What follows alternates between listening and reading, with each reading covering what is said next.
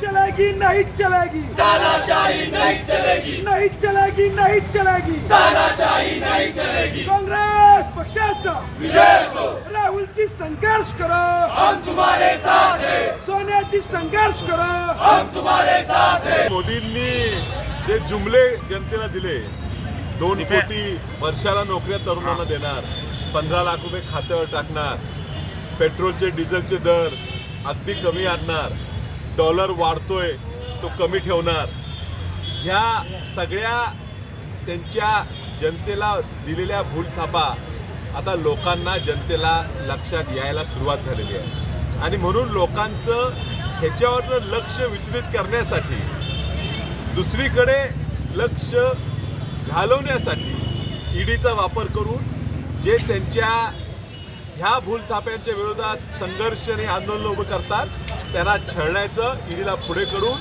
Police यंत्रणा, शासकीय यंत्रणाचा वापर करून, गैरउपयोग करून त्या लोकांना छळायचा हा उपयोग केलेला आहे। ठीक आहे, सोनिया गांधी आणि राहुल गांधी एकटे नाही, असे देशभरात वेगवेगळ्या राज्यात असे खूप कार्यकर्ते, खूप समाजात चांगले काम करणाऱ्या लोकांना या ईडीच्या माध्यमातून ह्यांनी छळलेलं आहे। आणि आता जनता शांत बसणार नाहीये। एबीपी माझा, उघडा डोळे बघा नीट।